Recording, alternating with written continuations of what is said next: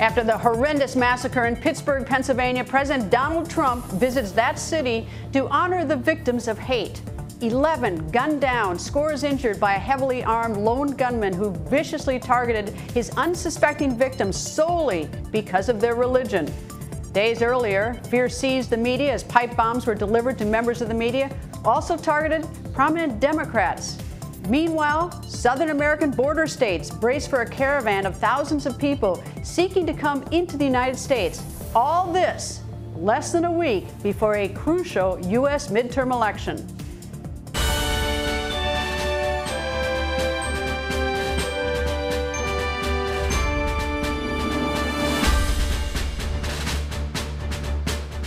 Welcome to Plugged In. I'm Greta Van Susteren.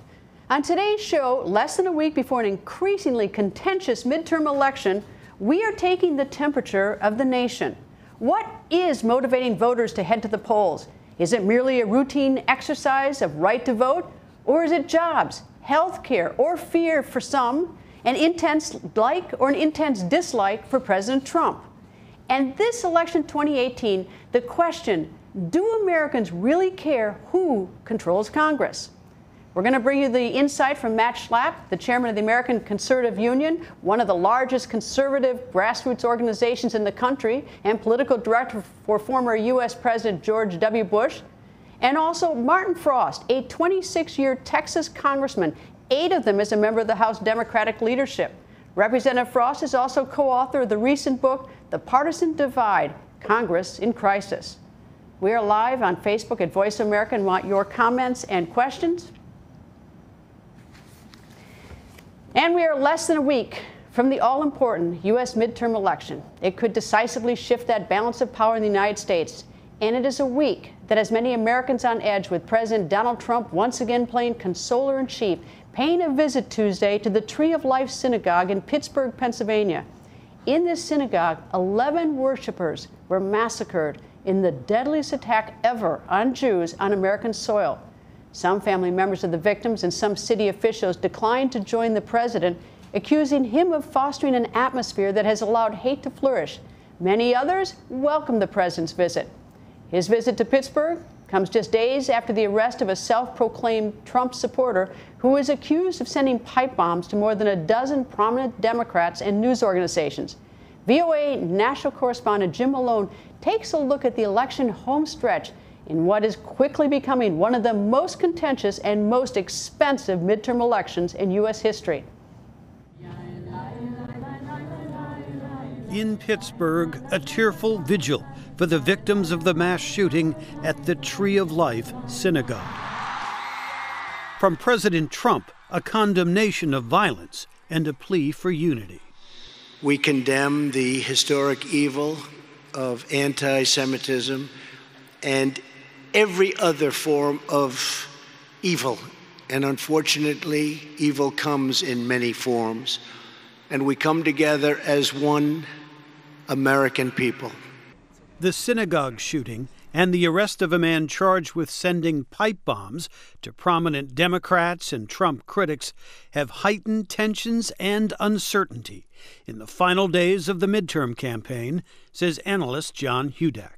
Well, the country is in pain. This is a set of circumstances that unfortunately happens in America all too regularly. That is, acts of violence and acts of aggression toward fellow Americans by Americans.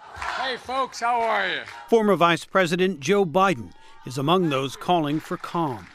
I know sometimes these days the anger, the hatred, the viciousness seem like they're going to overwhelm us. And it's on our leaders to set the tone, to dial down the temperature, to restore some dignity to our national dialogue. A vote for Democrats is also a vote to destroy Medicare. Some Democrats say the president's partisan attacks have contributed to the politically charged atmosphere. Not true, says White House Press Secretary Sarah Sanders. The very first thing the media did was blame the president and make him responsible for these ridiculous acts. That is outrageous that would be the very first reaction. For his part, Trump has vowed to campaign aggressively right up to Election Day on issues important to his supporters, like immigration. The Democrat Party is openly encouraging millions of illegal aliens to break our laws, violate our borders, and bankrupt our country. That's what has to happen. I did 50 town halls. You know what people talked about in those town halls? Health care. Democrats have focused on health care for much of the campaign, but Trump also looms large, says Jim Kessler. Democrats want to make this about health care and the tax bill and about Donald Trump. And let's face it, this is going to be about Donald Trump. You all ready? Democrats expect to make gains in the House of Representatives, but Republicans are favored to hold their narrow majority in the Senate, says John Fortier. And some of what has happened in recent days with the Kavanaugh hearings and Republicans kind of coming home as a party are helping in that area. So it'll be mostly a win for Democrats, but with a probably bright spot in the Senate for Republicans. The stakes are enormous. A Democratic House could block the Trump agenda and launch numerous investigations of the Trump White House, complicating the president's re-election hopes in 2020. Jim Malone, VOA News, Washington. And Jim Malone joins me to talk about what is at stake for both U.S. political parties. All right, Jim, how nervous should the Republicans be? I think fairly nervous. It's been, by all indications so far, trending as a Democratic year. The question is how big of a wave may be building. Democrats feel good about gaining seats in the House, perhaps enough to take the majority. The Senate is tougher because most of the key races are Democrats defending Senate seats in Republican states, particularly states where the president did well in 2016. So they have a little more security feeling about that. But if it's an unexpectedly big wave, the outcome can be hard to predict. All right, I think the Democrats need 23 seats in order to take over the House. Could it be as high as 33, 43? I mean, could it be that much of a political bloodbath? Well, you know, if you look back through history, the president's not only running against his low approvals and Democrats, he's running against history, because the history of the midterms is bad news for the president's party. On average, especially if the president's approval rating is below 50%, which the president's is, you can lose, on average, 30 or so seats. So that would be enough, certainly, to give the Democrats the majority. And don't forget, there are 25 seats that were won by Hillary Clinton, districts in 2016, where a Republican is the congressperson at the moment. All right, you mentioned Secretary of State Hillary Clinton. In 2016, all the polls were indicating most people thought she would win. So naturally, people were quite shocked when President Trump won. Is there any chance, or is there any likelihood that that same sort of shock? People are predicting the Republicans are going to lose the House, but could it be a shock? The national polls in 2016 were pretty spot on. It was a 2 or 3 point Clinton lead. That's what happened in the national vote. Where they were off was in certain key states, and that's something to look for. Look at places like Wisconsin, Michigan, Pennsylvania, the results there. That will also tell us a lot about the upcoming 2020 race, because that's places where the president broke through in 2016, the so-called Democratic blue wall. All right, well, the president has hit in the trail. He's been out a number of times having rallies. He's going to go to, I think, 8 states in the next few days between now and the election on Tuesday, and there are going to be 11 campaign rallies. How effective is he as campaigner-in-chief? Because presidents have always done this. Yes, well, they have, and he is really focused on bringing out his base. The long-term question is, should he broaden his appeal? We'll discuss that after the election, perhaps. But the focus will be definitely on immigration. He wants to keep it there, and on keeping Republican control of the Senate. They're less focused right now on trying to maintain that majority in the House, it seems. They're really focused on a few key Senate races where they could hold the majority for the next 2 years of the Trump presidency. All right, well, the topic always is voter turnout, which of course makes sense because voter turnout means votes. 2 or 3 weeks ago, everyone thought that what was going to drive voters to the polls was going to be the very hotly contested Justice Kavanaugh confirmation hearing. Has that sort of moved down the radar screen in terms of... that was supposed to help Republicans. It may in the end, particularly in a few Senate races. But the story of 2018 so far has been the Democratic turnout ginned up in primaries and special elections. That's expected to continue. The question is, have Republicans been able to catch up much on the turnout fever? We will see. And for both parties, really, we talk about health care, immigration, jobs, economy, but also President Trump looms large for both parties. He is a great motivator for his base, but he also can motivate his opponents. The last week has been extremely difficult in this country. Yes. The pipe bombs that they didn't explode, but they sent to members of the media, numbered prominent Democrats, and then, of course, the massacre in Pittsburgh. And people are suggesting that that's going to have an influence on the vote. But there's something called early voting in this country. So a lot of people have voted before this, right? Well, increasingly early voting is a thing around the country. And that tends to be more, I would say, slightly trends for Republicans who are sort of dedicated. They get out and they vote early. The question we don't know is what this atmosphere in the country the last several days, how this will impact the election. One thing it has done, it's taken the focus off the issues in the sense the president wanted to focus on, which was immigration and the caravan. He is going to try to get back to that now very quickly. All right, you've covered politics forever. What race is good? What's the one got your most attention? What's the most fascinating race, do you think? Look at the Senate races in Indiana, in Missouri, I think, and the governor's race, say, in Wisconsin, your home state, to see where the indications are. That'll tell us a lot, not only about where the country's at this year, but what the president's prospects for re-election might be in 2020. All right, well, it's always very exciting. This one seems particularly exciting, this midterm election. Jim, thank you. You're welcome. As we head into this midterm election, what is the mood among American voters? The Gallup poll says voter excitement is up. But if you look at past turnouts at midterm elections, if it's any indication, probably excitement is not up by that much. The United States trails behind most developed countries in voter turnout.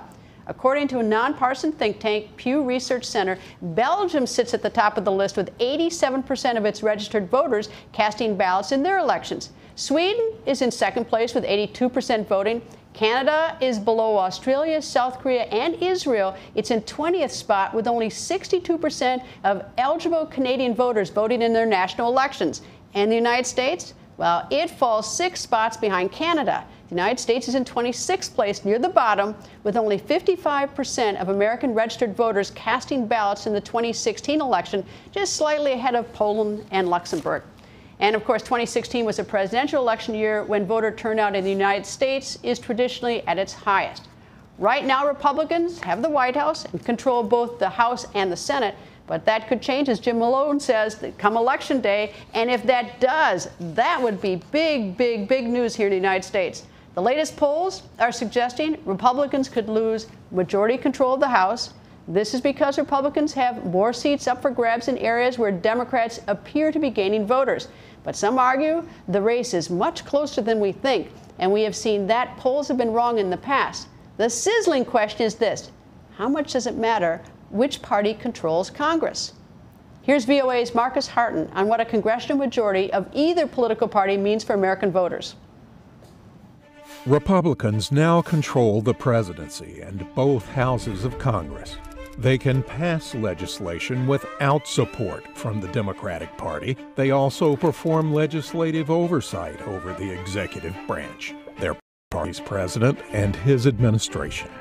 Things would change if the midterm elections put Democrats in control of either house of Congress. If Democrats win, the Trump administration's legislative agenda could slow or stop. Immigration reform, border security, health care, and social programs are in the balance. A Democratic majority would have oversight of the Trump administration. They would decide the targets of congressional investigations. They would have subpoena power to force administration testimony. In the midterm, many U.S. states will hold elections for governor and legislators. In most states, the winners will use 2020 census data to redraw legislative districts. Boundaries formed to the benefit of the party in power will influence elections for the coming decade. With everything that has happened in just last week and with the important election just days away, the focus is on, of course, voter turnout. Who will get more voters to turn out, Republicans or Democrats? And what issues are driving voters to the polls? Joining us to discuss that is what's on the mind of conservative voters is Matt Schlapp, current chairman of the American Conservative Union and former political advisor to former President George W. Bush. Nice to see you, Matt. Great to be with you, Greta. All right, Matt, first, the incidents this last week, obviously all over the media radar screen. What's the impact, do you think, on conservative voters? You mean on these tragedies and the pipe bombs and the shooting in Pennsylvania. I mean, I don't mean what's the impact. I mean, does that drive voters to the polls? I think it makes Americans who are already concerned about the state of things in America even more concerned. I'm not so sure that benefits one party or the other, but I do think there's an angst about whether or not Americans can kind of keep it together and have political disagreements without there being violence. Is this election midterm for the Republican Party, is this a referendum on the president and sort of give us a prediction of what's to come in 2020? I don't think the White House loves it when I say this, but it can't help but be a referendum on the president because he looms so large over our politics. He dominates every news cycle. So he's not going to be the major player in each and every race. But overall, at the end of the night, there's no question that the voters are in some ways saying what they think about Donald Trump as well. You know, it's interesting. Everyone talks about this horrible past week with the massacre and also with the pipe bombs that didn't go off as having influence on the vote. I'm less inclined to think that drives voters out because it does cross both party lines. It affects Democrats and Republicans alike. And also because there's early voting. Some people voted before, but also the old adage that all politics is local. And you have that important race down in the state of Florida between Governor Scott and Senator Bill Nelson for that seat. Yeah. And you've got an issue like red tide, which is totally an interest that's consuming the voters in Florida, but not someplace else. That's exactly right. So it's easy to mischaracterize or characterize an election cycle over a couple of dominant national issues. But a lot of times it comes down to the quality of the candidate. Like I look at that Senate race in Missouri, I look at Josh Hawley. He's young, he's energetic, he's a really smart guy, he's a great candidate. Claire McCaskill, I would say not so much so. So it depends also on how you match up to your opponent. Trump versus Clinton was a classic of that. So even though issues dominate things and local issues, like you're saying in Florida, it's true, red tide is having a big impact on the race. There's a lot of interesting dynamics to the people who are running, and that impacts races. All right. Our audience is an international audience. Yeah. People watch this all over the world. What do you think, why should this matter? Or what impact would this have on the people who might be watching in Iran? Well, what I would say is the following. When America is strong, and I don't mean militarily strong, projecting strength militarily. I mean when America is a strong economy and American society is strong, it's actually good for the globe. That's what peace through strength was all about with Ronald Reagan. A growing and prospering America is good for everybody because let's face it, we help in almost every corner of the globe, even just with humanitarian aid. We're the dominant player on so many of those questions about human rights and people's ability to just get the basic staples in life. So if America's doing well, it's good for the globe, and America's doing well. But are you suggesting if the House, just one part of the government, the House, goes Democrat, that's sort of putting a sort of a strain on the Trump agenda. But is that going to change things dramatically? Not because, as you remember, it takes a supermajority in the Senate. So Trump hasn't had that supermajority in the Senate. So he's only been able to do certain things legislatively, like pass a budget. In the end, it's been a lot of executive actions and the rollback of regulations. And that's what's got this economy humming. Does this have any impact on China? People in China watching this? Yeah, it has an impact in the sense that it's a way for them they're doing all kinds of intelligence in our country. That's a nice way of saying it. But they're trying to figure, the government of China anyway, is trying to figure out, okay, what's going on with this Trump aggressive agenda on China? Will the president continue to push back on the government of China with these trade actions? And I think no matter what happens in this election, that's going to happen. But the American people are also going to have a chance to weigh in and say, do they like that new approach? I think they do. Well, typically, foreign policy has been sort of bipartisan. It's where we're a little bit more on the same page, Republicans and Democrats. Not so much, it doesn't seem, with this president. Yeah, I'd say that's actually been true for a while. After September 11th, I served in the White House then. There did seem to be a bipartisan approach to how we were going to handle extremism and terrorism. And there's no question that has definitely broken down. It's one of the things I'd like to see us get back as a country. But Donald Trump isn't going to do that in any other way but being bold about what his policy objectives are. Like, what he's done with stopping the Iran nuclear deal, moving the embassy in Jerusalem in the Middle East. It's controversial. But in the end, if something like that can't be bipartisan in America, maybe bipartisanship is over in foreign policy. Well, that's going to be fascinating to see what happens next week. Matt, thank you. Thanks, Greta. And less than a week before the election, President Trump is once again floating the idea of ending birthright citizenship. Now, birthright citizenship means if you were born on U.S. soil, you are automatically an American citizen. The U.S. Constitution identifies that right, but President Trump says he can issue an executive order eliminating that birthright. Many, if not most, dispute that a president has that right. Republican Speaker of the House Paul Ryan disputes that the president has that power. And should President Trump issue that order, there will be, of course, a huge legal fight. All this as U.S. states brace for what some are calling an invasion and others are calling a humanitarian crisis of Central American people. VOA's Elizabeth Lee went to the border between the United States and Mexico to speak to the people on both sides of the fence.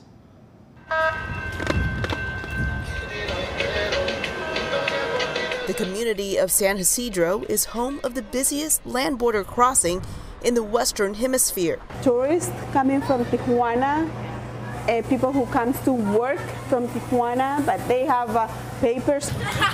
15 minutes away at another border crossing, Rosie Lerma can be found working at this restaurant, Mi Ranchito. Yeah, I have family in Tijuana. My mom lives there. Yeah, I go to see my mom like twice a week.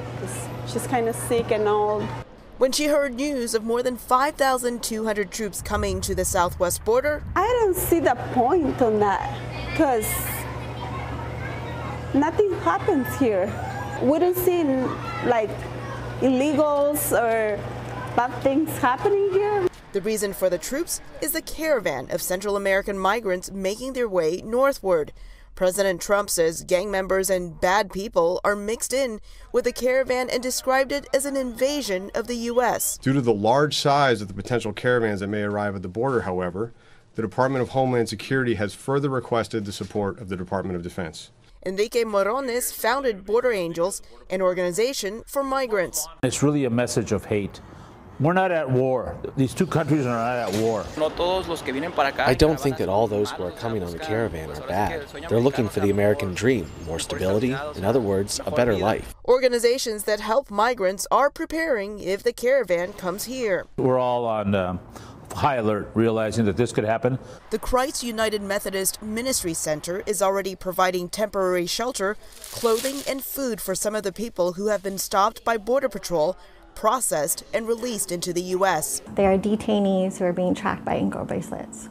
They don't have money, so a lot of them don't have a means to go anywhere. They're waiting to get communication with their family members who are trying to purchase tickets for them. And that volunteers' reaction to more troops at the border? I'm a voter. I have a power through that vote, and everyone else does too. The military presence will only be able to support Border Patrol with duties such as planning, medical support, and any construction of temporary housing. Elizabeth Lee, VOA News, San Diego. The rhetoric versus the reality of caravans and border security are conversations that could animate some voters in the midterm election. But for a look at what's important to Democratic voters, we are joined by former Texas Congressman Martin Frost, a 26-year Democratic lawmaker, 8 of them as a member of the House Democratic leadership. Nice to see you, sir. Good to see you. Obviously, the immigration issue is hugely important. It's getting a lot of attention in the media. Very important to the border states, Texas, California, and Arizona. Do you think, though, overall, in sort of the race for the Democrats to get out the vote, that that's one of the driving forces to get to the polls across the country? It's hard to read that, particularly since what the president is saying is totally unrealistic at this point. The caravan, however number of people there are, is not going to even get to our border for a month or two. They're moving very slowly. We don't know how many people there are. There are people seeking asylum.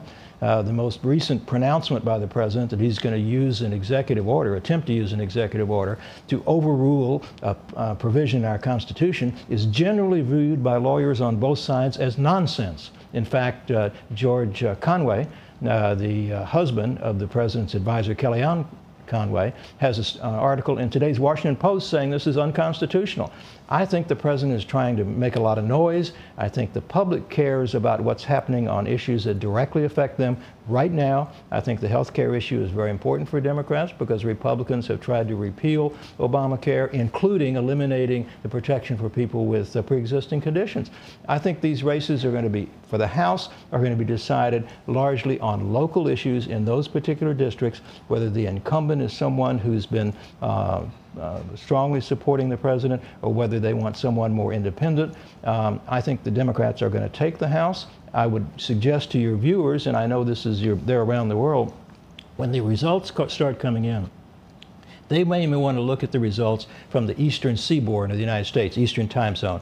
There are a number of contested races there, and that'll give you an indication of how many seats the Democrats are going to pick up. All right, it's a very serious election, as they all are, but it's also fascinating. Yeah. Which race has captivated your attention the most?